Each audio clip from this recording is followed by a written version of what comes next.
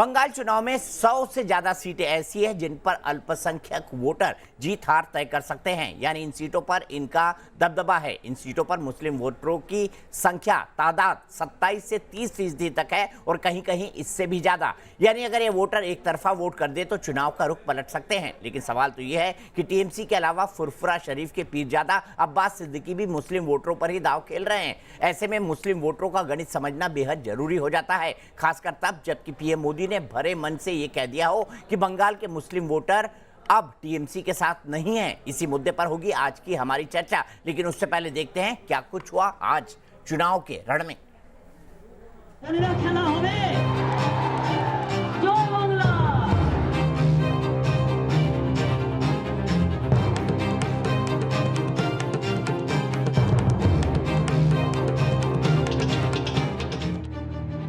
क्या दीदी का साथ छोड़ गए बंगाल के मुसलमान? क्या फुरफुरा शरीफ का लड़का बड़ा खेल करेगा? ये वो सवाल है जो मंगलवार को बंगाल में रैली के दौरान पीएम मोदी ने उठाए और अब जंगल की आग की तरह सारा बंगाल इसी की चर्चा कर रहा है। इन सवालों का जवाब जानने से पहले आप ये सुनिए कि कूच बिहार की रैली में पीएम मोदी ने ममता के मुस्लिम वोट बैंक को लेकर क्या कहा था। आपकी ये बात साफ बताती है कि आप जिनके भरोसे चुनाव के मैदान में थी वे भी अब आपसे चले गए हैं। पीएम मोदी के इस दावे की हकीकत आपको यहाँ के मुसलमानों की जुबानी ही बताएंगे, लेकिन उससे पहले आपको बंगाल के फुरफुरा शरीफ के इस पीरजादा की बातों पर गौर करना होगा। बंगाल में आईएसएफ नाम की पार्टी बनाकर कांग्रेस लेफ्ट के साथ गठबंधन कर चुनाव लड़ रहे हैं पीरजादा अब्बास सिद्दीकी। मैं मानता हूं कि ममता बनर्जी ने मुसलमानों का तुष्टीकरण किया है। ममता बनर्जी की सरकार से पहले किसी भी सरकार में दुर्गा पूजा और मुहर्रम को लेकर कभी कोई समस्या नहीं हुई। वो मुसलमानों को बेवकूफ बना रही है। हालांकि ममता बनर्जी इशारों में पीरजादा सिद्दीकी पर मुस्लिम वोट के बंटवारे का आरोप लगा चुकी है। हैदराबाद থেকে বিজেপির এক বন্ধু এসেছে আর ফুরফুরা শরীফের একটা চ্যাংড়াকে নিয়ে সে কয়েক কোটি টাকা খরচা করে কমিউনাল স্লোগান দিচ্ছে আর হিন্দু মুসলমানে ভাগাভাগি করার চেষ্টা করছে আর মুসলমান ভোটটাকেও ভাগ করার চেষ্টা করছে। बंगाल में मुस्लिम वोट को लेकर नेताओं के दावों के बीच यहाँ का मुसलमान आखिर क्या सोचता है, ये भी जानने की हमने कोशिश की। मोदी अच्छा लगता है। मोदी अच्छा लगता है। केंद्र सरकार का घर गया, मोदी जी ने घर दिया है हमको। मुसलमानों से बातचीत से एक बात तो साफ है कि बंगाल का मुस्लिम वोटर अब तिराहे पर खड़ा है। एक तरफ बीजेपी है, दूसरी तरफ ममता है और तीसरा रास्ता सिद्दीकी की तरफ जाता है। और मुस्लिम वोटर की इसी उलझन का अगर सबसे ज्यादा नुकसान किसी को होता नजर आ रहा है तो वो है TMC, team news nation.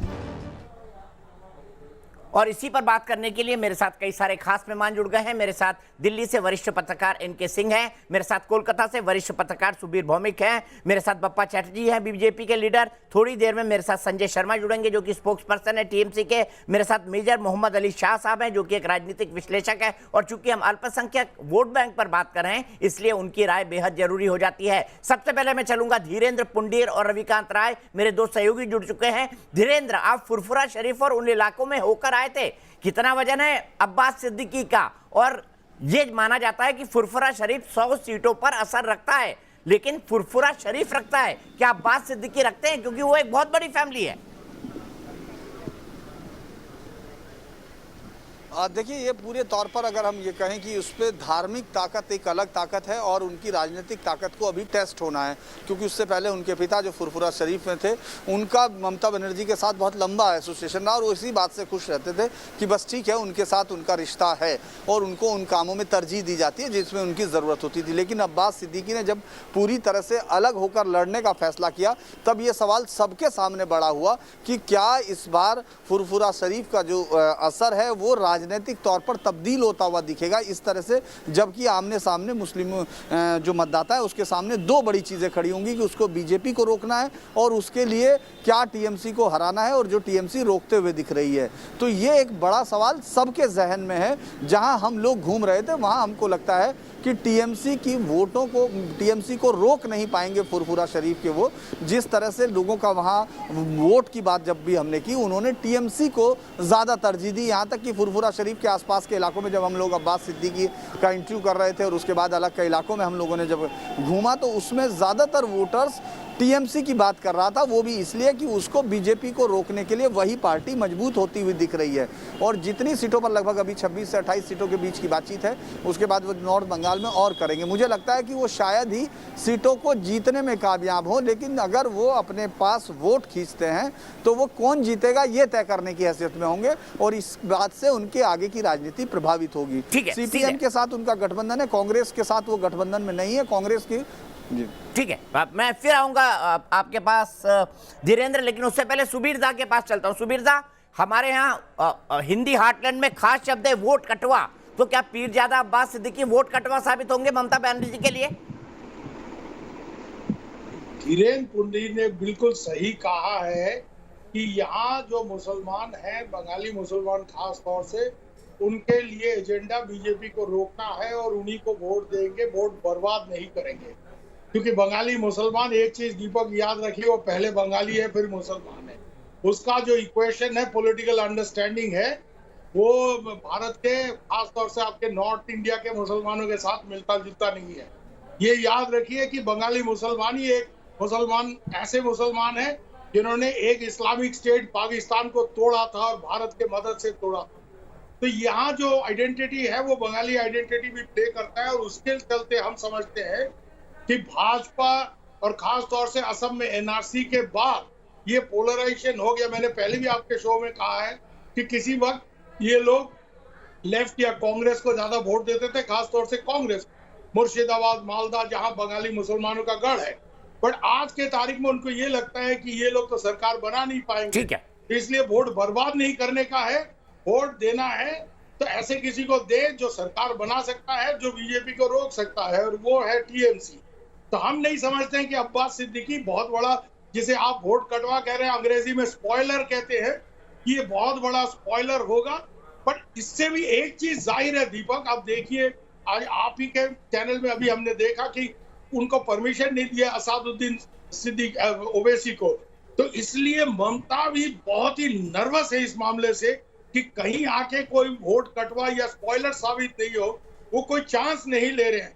Asaduddin Owaisi को उन्होंने इससे पहले भी यहाँ मीटिंग नहीं करने दिया।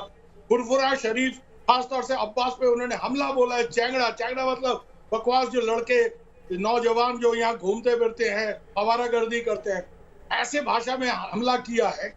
मतलब चांस वो कोई नहीं ले रहे हैं। पर तकरीबन जो मुस्लिम है बंगाल के, एक तो बंगाली आइडेंटिटी के इशू पर और दूसरा जो है प्रोटेक्शन के इशू पर, वो हम समझते हैं कि ज्यादातर टीएमसी के साथ ही रहेंगे। मैं इसी बात को रवि के पास लेके जाना चाहता हूं। रवि, फिर प्राइम मिनिस्टर ने किस स्ट्रेटेजी से बोला कि भाई टीएमसी के साथ अब मुसलमान नहीं है? क्या वो दीदी को कंफ्यूज करना चाहते थे या मुसलमान वोटरों को कंफ्यूज करना चाहते थे? क्योंकि वो जानते हैं कि मेजोरिटी में मुसलमान वोटर भले से उनकी सड़क पर तारीफ कर दे कि मोदी ने हमको घर दिया, पर वोट नहीं देगा।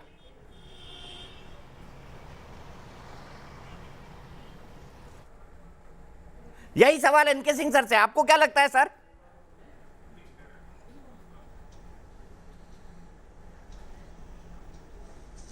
दीपक, आपको याद होगा, इतिहास गवाह है 70 साल में इस्लाम की एक अजीब फितरत है।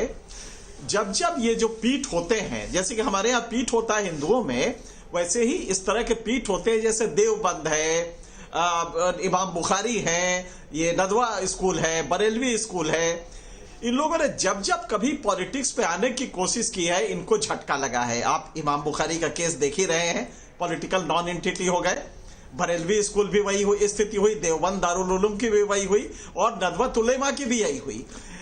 कभी भी जो ये इस तरह के रिलीजियस वो होते हैं ऑर्गेनाइजेशंस, इनका पॉलिटिकल इन्फ्लुएंस इस्लाम में बिल्कुल नहीं होता। मुसलमान बिल्कुल मुतासिर नहीं होता उनके अपील से, लिहाजा, और खास करके तब जबकि वो तो बहुत बड़ा डिवीजन हो। वहां पे देख रहे हैं फुरफुरा शरीफ में बहुत बड़ा परिवार है, तो इसलिए बहुत कुछ असर तो नहीं करेगा। ये बिल्कुल ही गलत है कि उससे वाकई असर होने जा रहा है, और ममता का वोट काट के फुरफुरा शरीफ थोड़ा बहुत ले जाएगा। एक तो ये नहीं है। एक दीपक जी, आपने इंट्रोडक्शन जो किया था उसमें एक चीज कही थी कि 100 सीटों पे 25 से 30% चूंकि मुसलमान है, लिहाजा उस पे वो डिसाइड करता है।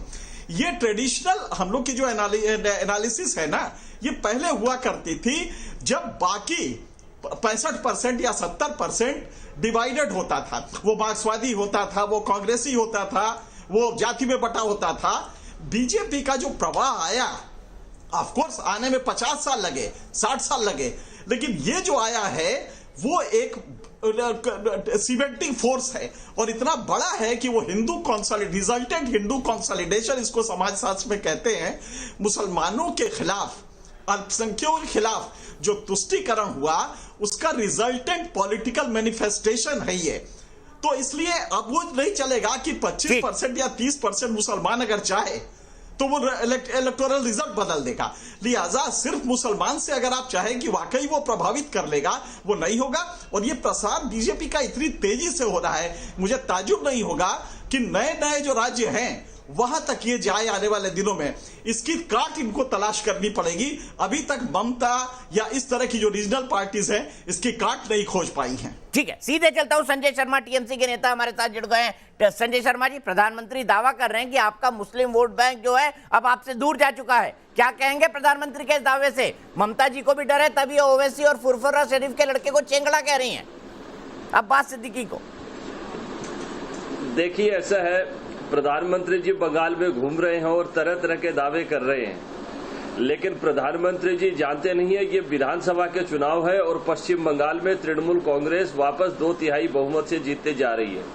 प्रधानमंत्री जी कभी कहते हैं हिंदू साथ नहीं है, कभी कहते हैं मुस्लिम साथ नहीं है, जबकि पश्चिम बंगाल में ग्राउंड रियलिटी ये है कि बंगाल की 10 करोड़ जनता बीजेपी के खिलाफ तृणमूल कांग्रेस के साथ है। बीजेपी के 18 सीटें 2019 में ऐसे ही दे दी संजय भाई, 18 सीटें 2019 में ऐसे ही दे दी। अरे तो उस गलती का एहसास हो गया ना बंगाल की जनता को। चलिए देखिएगा वो क्या होगा। क्या ये सवाल बप्पा चैटर्जी से लेते हैं। बप्पा चैटर्जी जी, 18 सीटें जिताने की गलती का एहसास क्या बंगाल की जनता को हो गया है? संजय शर्मा जी दावा कर रहे हैं मुंगेरी लाल के हसीन सपने देखने में किसको ऐतराज है? तृणमूल। ये बापा चैटर्जी साहब, ये काम आप लोग कर रहे हैं और बखूबी सपने देख रहे हैं। एक एक करके संजय भाई, एक एक करके संजय भाई, कि वो ऐसे हसीन सपने देखते रहे जिस तरह से हमने स्लोगन दिया था 19 में हाफ और 21 में साफ।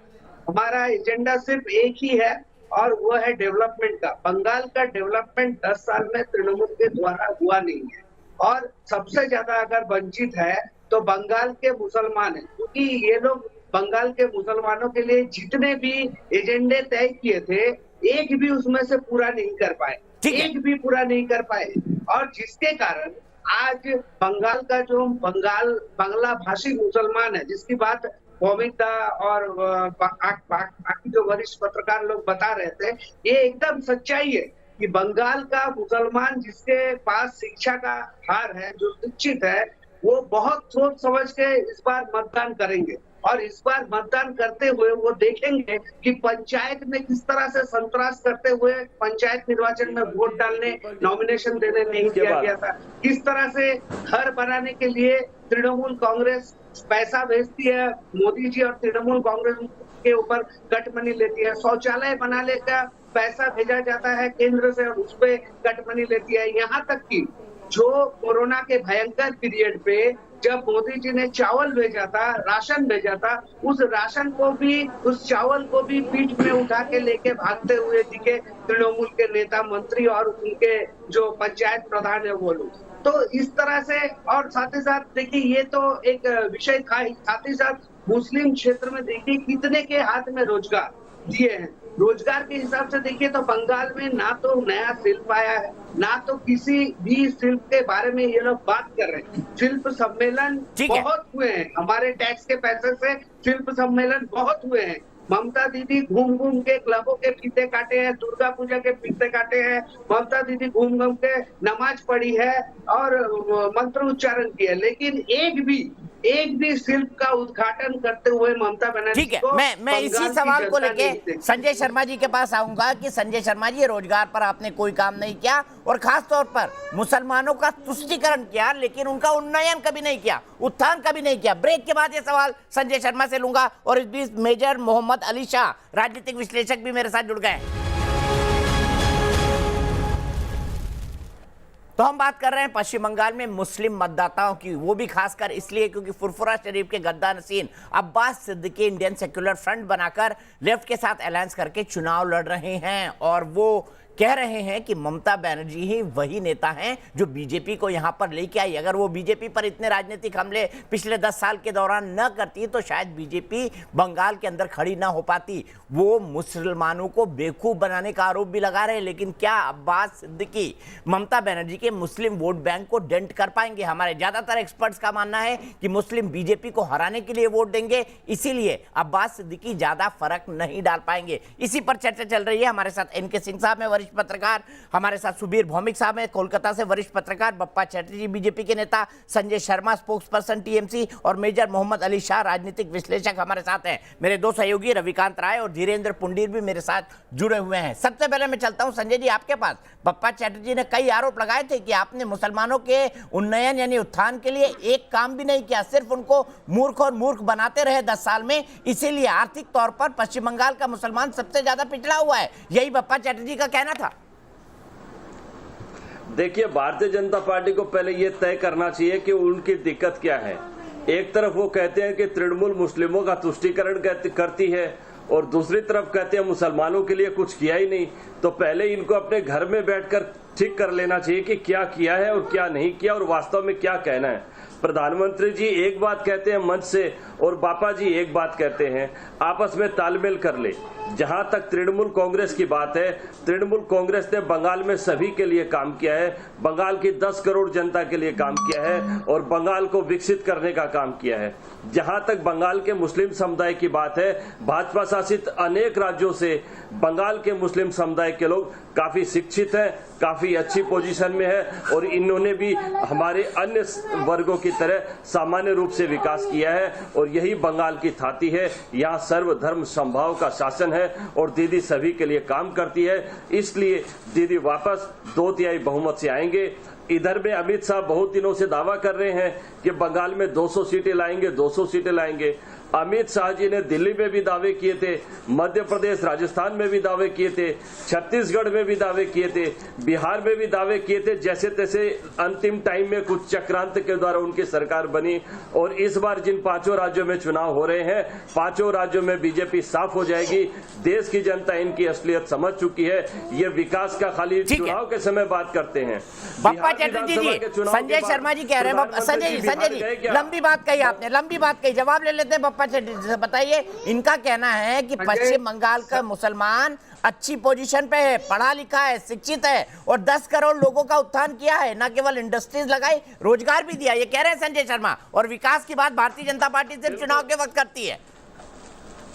पहला सवाल मेरा कि कितने लोगों को वो रोजगार दिए हैं, क्योंकि उनकी दीदी बोलती है कि 1 करोड़ 60 लाख बंगाल की जनता को उन्होंने रोजगार दिया है। मैं कहना चाहता हूँ 1 करोड़ 60 लाख लोगों को अगर रोजगार दिए हैं तो पूरे बंगाल में 72,000 बूथ है। 72,000 को 1,60,000 से अगर डिवाइड कीजिएगा तो 222 नौकरी हर बूथ पे मिलेगी। तो बंगाल के मैं दीपक जी फिर आपसे आग्रह करूंगा कि आप एक बार आपके जो एकदम ग्राउंड लेवल पे, ग्राउंड जीरो, बंगाल की ग्राउंड जीरो पे जो लोग काम कर रहे हैं उनसे पूछिए, किसी भी बूथ पे जाके अगर 222 तो छोड़ दीजिए, 22 लोगों को भी नौकरी मिली हुए है, ऐसा रिपोर्ट भी दे देते हैं। तो ये आप ही का सवाल लेके जाता हूँ संजय शर्मा के पास, उसके बाद रिपोर्ट। दूसरे विषय पे ये लोग कौन मुसलमान के साथ है ये पता कीजिए। ये लोग घुसपैठिया गोरू पचारकारी मुसलमान के साथ है। तृणमूल का नाम है, तृणमूल का मतलब बंगाल में एनामुल है। ये लोग रोहिंग्या के साथ है और ये लोग सही मायने पे ये लोग रोहिंग्या मुसलमान की तरफदारी करने के लिए जो बंगाल के आम मुसलमान हैं, इन लोगों को भूल गए हैं, इन लोगों को वंचित रखते हैं। और मुसलमान आप देख लीजिए दीपक जी कि मुसलमान को ये लोग बूथ दखल करने का काम में लगा रहे हैं, दंगा करवाने के काम में लगा रहे हैं, बम बंधवाने का काम में लगवा रहे हैं, लूट खसोट करने का काम में लगा रहे हैं। आप दूसरा कोई काम ये लोग मुसलमान संप्रदाय को दे नहीं पाए हैं। 1 करोड़ ये सबसे बड़ी चुनौती है इन लोगों के लिए। क्या आप रोहिंग्या के साथ हैं, बंगाली मुसलमान के साथ नहीं? क्योंकि रोहिंग्याओं के लिए तो ममता बनर्जी कह रही हैं कि मैं एनपीआर नहीं आने दूंगी, एनआरसी नहीं आने दूंगी, मैं किसी भी हालत में सीएए नहीं आने दूंगी। अगर बंगाली हिंदुओं को शरण मिलती है, अगर वो नागरिक बनते हैं, तो दिक्कत क्या है आपको संजय शर्मा जी? देखिए, ये सबसे बड़ी विडंबना है कि एक राष्ट्रीय पार्टी का प्रवक्ता टीवी पर ऐसे अनर्गल प्रलाप कर रहा है। जहां तक रोजगार की बात है, बंगाल ने तो रोजगार दिया और भारी संख्या में दिया और केंद्रीय एजेंसियां भी ऐसी बातें कह रही हैं। लेकिन प्रधानमंत्री जी की मोदी सरकार ने भारतवर्ष में क्या किया? आपने 2 करोड़ रोजगार देने का वादा किया था, आपने 1 लाख रोजगार भी नहीं दिया। और देश के 70 साल के इतिहास में बेरोजगारी की दर सबसे ज्यादा है। और सबसे बड़ी मुश्किल ये है कि बेरोजगारी के आंकड़े देने वाली जो एजेंसियां हैं उनको आप बंद कर रहे हैं। आप देश से धोखा कर रहे हैं। आपकी पार्टी ने देश से धोखा कर देशवासियों से धोखा करने का काम किया है और आप देश को अंधकार के गर्त में धकेलते जा रहे हैं। आप लोगों से खुद का शासन समझता नहीं है। भाजपा के इतने शासन में राज्य है, इतने राज्यों में शासन है, हर जगह अव्यवस्था फैली हुई है और आप पश्चिम बंगाल की बात करते हैं। आपको हक नहीं है पश्चिम बंगाल की बात करने का। पश्चिम बंगाल ठीक है, मैं दोनों को रोकूंगा। मैं मेजर मोहम्मद अली शाह के पास चलता हूँ। मेजर मोहम्मद अली शाह, बंगाल का मुसलमान क्या बीजेपी को हराने के लिए वोट देगा या पीर ज़्यादा अब्बास सिद्दीकी जैसी पार्टियों को वोट देगा इसलिए क्योंकि वो उसकी मुसलमान धर्म के साथ, मुसलमान आइडेंटिटी के साथ जुड़ते हैं? आपका क्या विश्लेषण है? जी, आपको मेरी आवाज आ रही है? बिल्कुल। ओके, देखिए बात ऐसी है, बंगाल में अगर देखा जाए तो 30% मुसलमान है, उसमें से 23% है जो बंगाली स्पीकिंग मुसलमान है। तो जैसे कि ओवैसी साहब आए थे तकरीबन 1 महीने पहले, सिद्दीकी साहब से मुलाकात की थी और उनकी मीटिंग बेकार हो गई क्योंकि एक तरीके से क्योंकि सिद्दीकी साहब ने इंडियन सेक्युलर फ्रंट ने तो संयुक्त मोर्चा हाथ जोड़ लिया, कांग्रेस, लेफ्ट, सीपीआईएम और इंडियन सेक्युलर फ्रंट एक साथ हो गई। अब जो मुसलमान है जो आपने बोला बंगाल का, जी हाँ, ये बात बिल्कुल सही है कि वो बीजेपी को एक तरीके से हराने के लिए वोट देगा। लेकिन अगर आप गौर से देखी जाए तो यहाँ का जो मुसलमान जो है वो काफी हद तक, खासतौर से नंदीग्राम में देखा जाए तो सीपीआईएम को भी बहुत अच्छे तरीके से लेफ्ट को फेवर करता है। अब आप देखिए, क्योंकि सीपीआईएम के वरिष्ठ नेता जैसे डॉक्टर फवाद हलीम साहब हो गए, वो बड़ा अच्छा काम कर रहे हैं बंगाल में। वो कम से कम सीपीआईएम से एक ऐसे अनोखे नेता है जो देखिए उनको कोरोना हो गया था, 6 बार प्लाज्मा डोनेशन करा, वो डायलिसिस करते हैं 50 रुपए में। तो इस तरीके से लोग वो बालीगंज से खड़े हो रहे हैं, सीपीआईएम कैंडिडेट लोग उनका गुडविल जानते हैं। लेकिन जब जहाज डूब रहा होता है तो सारे चूहे उस जहाज के कूद के उछल के बाहर आ जाते हैं और यही हाल हो रहा है टीएमसी के साथ। टीएमसी के जितने भी नेता थे वो जा रहे बीजेपी में ज्वाइन कर रहे हैं। अब मेरे को बिल्कुल ताजुब नहीं होगा इस बात का अगर ममता बनर्जी खुद अगर बीजेपी ज्वाइन कर लेंगी, लोगों को इस पे बिल्कुल उम्मीद नहीं होगी। लेकिन अब राजनीति में जो जीता वही सिकंदर होता है। अब आप देखिए, अगर टीएमसी हार जाती है और जो कि हारने वाली एक तरीके से अगर देखा जाए तो अभी कह नहीं सकते कि भाई टीएमसी आएगी पावर में, क्योंकि उनके जो इलेक्शन है, जितने भी नेता हैं आप देख लीजिए, आप रिकॉर्ड करके देख लीजिए, अच्छे नेता उनके जा रहे हैं बीजेपी में। अब जो मुसलमान वोट है, अब बीजेपी ने, अभी अमित शाह जी ने कुछ टाइम पहले कहा था कि जो बंगाल में सीए एनआरसी लागू करेंगे तो जहाँ की मटुआ कम्युनिटी है उनको अपील करने के लिए एक तरीके से, लेकिन जो मुसलमान कम्युनिटी है वो तो बिल्कुल सीए एनआरसी एनपीआर, चाहे रोहिंग्या मुसलमान हो चाहे कोई भी हो। अब ममता बनर्जी ने जो भी स्टेटमेंट कहा होगा रोहिंग्या मुसलमानों को अपील करने के जो भी, लेकिन बात ऐसी है वहां के मुसलमान तो सीए एनआरसी लागू नहीं होने देंगे, वो तो प्रोटेस्ट करेंगे। और यहाँ पे जहाँ पे बीजेपी और टीएमसी एक तरीके से आपस में कीचड़ उछालने में लगी हुई है, एक दूसरे से लड़ने में लगी हुई है, कहीं ऐसा ना हो कि उसका फायदा किसी और तीसरी पार्टी को हो जाए। ठीक है, मतलब आप कह रहे हैं कि अभी भी संभावना है कि ममता बनर्जी से वो वोट बैंक खिसक जाए। संजय शर्मा जी, हमारे पॉलिटिकल विश्लेषक ने तो कह दिया कि ममता बनर्जी की जीत की गुंजाइश बेहद कम हो चुकी है, आप क्या कहेंगे? देखिए, मैं एक बात आपको विशेष तौर पर बता देना चाहता हूं। बंगाल में अभी 3 चरण के चुनाव हुए हैं और मेरी बात आप नोट कर लीजिए, इन तीनों चरण के चुनाव में किसी भी चरण में भाजपा और ये आईएसएफ जो सेकुलर फ्रंट है, इन दोनों को मिला के ये लोग 2 डिजिट में प्रवेश नहीं करेंगे। पश्चिम बंगाल की ग्राउंड रियलिटी से ये लोग बहुत दूर है। पश्चिम बंगाल में जो विकास के काम हुए हैं वो इनको दिखते नहीं है। ठीक से सौदा लगाइए। हमारे गांव में जब आदमी जो है, संजय शर्मा जी, हमारे गांव में आदमी जो है जब अति आत्मविश्वास की बात करता है या फिर मार्केट में सब्जियों के दाम या किसी चीज के दाम बहुत ज्यादा कर देता है तो आदमी कहते हैं ठीक से सौदा लगाइए। आप कम से कम बीजेपी को डबल डिजिट में तो पहुंचा दे, आईएसएफ को भले ना पहुंचाए, मुझे कोई फर्क नहीं पड़ता, क्योंकि भारतीय जनता पार्टी उस दमदारी से चुनाव लड़ रही है, ये आप भी जानते हैं। वरना नंदीग्राम में ममता बनर्जी को 5 दिन नहीं बैठना पड़ता। खुद भी भारतीय जनता पार्टी खुद भी जानती है कि ये चुनाव उनका नहीं है।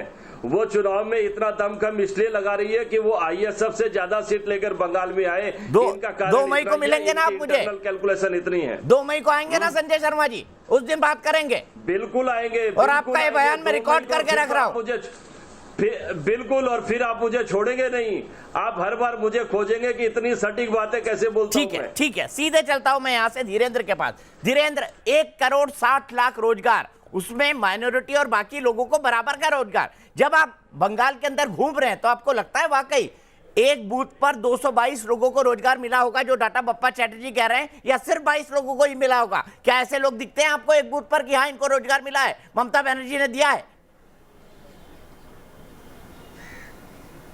देखिए, एक चीज़ बड़ी साफ है दीपक जी कि कितना डाटा है, वो तो डाटा आप भी जानते हैं कि डाटा किस तरह दिया जाता है और उसका क्या मायने होते हैं।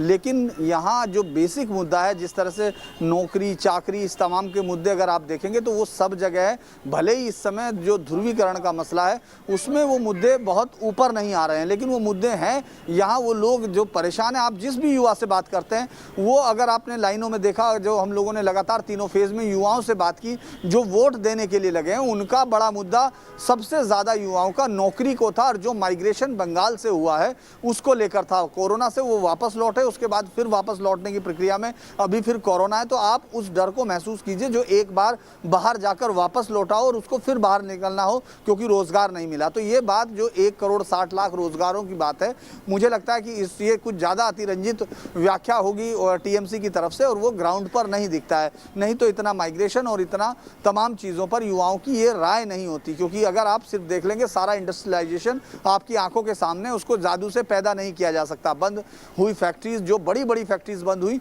वो कभी चली नहीं, वापस नहीं हो पाई हैं। उसके अलावा नई फैक्ट्रियां लगी नहीं हैं। तो ये फिर इन्होंने रोजगार फिर किस तरह से इतना जनरेट किया, ये देखने की बात है। आईटी में कुछ काम कोलकाता में आपको दिखता है, इसके अलावा फिर बाकी सब जगह आपको वो रोजगार की स्थिति देखनी होती है। और मुझे लगता है कि ये अतिरंजित व्याख्याओं की कहानी है। अतिरंजित व्याख्याओं की कहानी है रोजगार। फिर ममता किस नाम पर वोट लेंगी? एनके सिंह साहब, आपको क्या लगता है? ममता बनर्जी की अभी तक का कैंपेन देखकर लगा कि वो हर बार सिर्फ भारतीय जनता पार्टी ने जो इश्यू उछाला उसका जवाब देने तक सीमित रह गई। क्या आपको लगता है कि ममता वाकई इन चुनावों में बैकफुट के अंदर खेल रही है? एनके सिंह सर,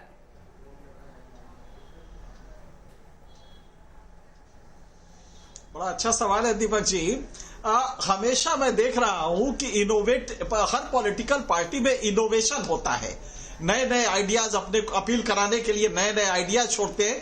इसमें अजीब सा स्थिति हुई कि हमेशा ममता ने उधर से हुआ एलिगेशन लगा, इधर से इन्होंने काउंटर किया।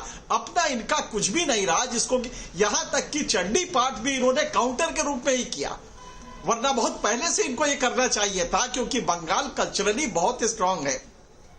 धीरेन्द्र ने एक अच्छी बात कही कि वहां पे दिखाई नहीं देता है। बहुत सिंपल सा, ये पॉलिटिकल पार्टीज के स्पोक्स पर्सन कम से कम आंकड़े के बारे में हो कि 2-3 सोर्सेज होते हैं। इंडियन लेबर ब्यूरो होता है, उससे आंकड़े ले ले, आपको पता लगेगा कि इंडस्ट्रियल प्रोडक्शन ही नहीं हो रहा है, इंडस्ट्रीज ग्रो नहीं कर रही हैं।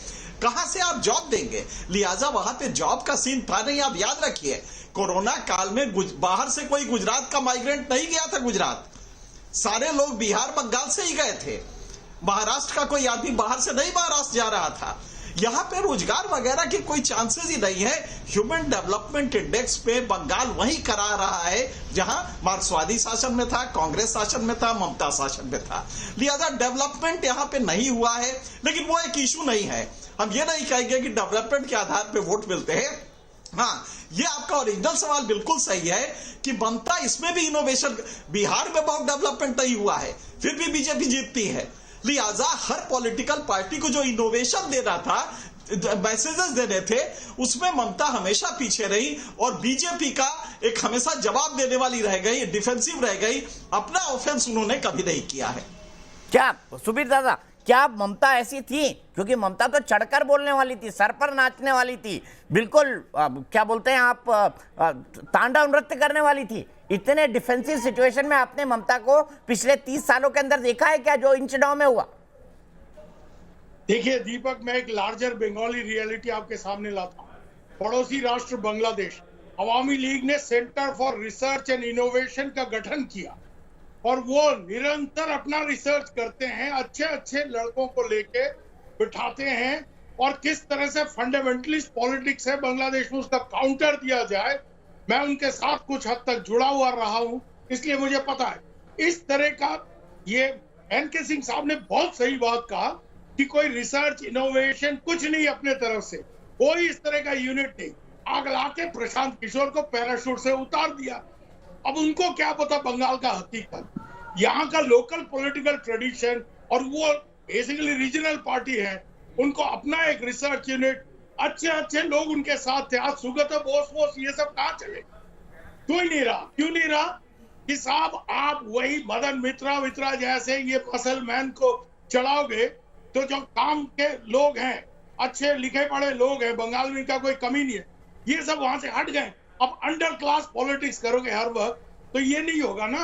अब अंडर क्लास पॉलिटिक्स करो, और साथ ही साथ strong research, political connection, political outreach, ये सब होना चाहिए। ये नंबर ठीक है। नंबर नहीं, मेरे पास अफसोस सुबीर दा, फिर इस पर बात करेंगे। मेरे पास वक्त इतना ही है आज के लिए, मुझे ब्रेक लेना है और अगले कार्यक्रम के लिए पहुंचना है। हम फिर इस पर बात करेंगे क्योंकि आप रोजाना हमसे जुड़ रहे हैं। लेकिन एक बात साफ है, अगर अल्पसंख्यक वोटों की बात करी जाए, मुसलमान वोटों की बात करी जाए, तो मुसलमान वोट उस तरफ जाता है जहां बीजेपी हार रही हो। क्या इसका फायदा ममता को मिलेगा, ये देखना होगा हमें, और इसका विश्लेषण हम लगातार करते रहेंगे 10 तारीख के चुनाव में भी।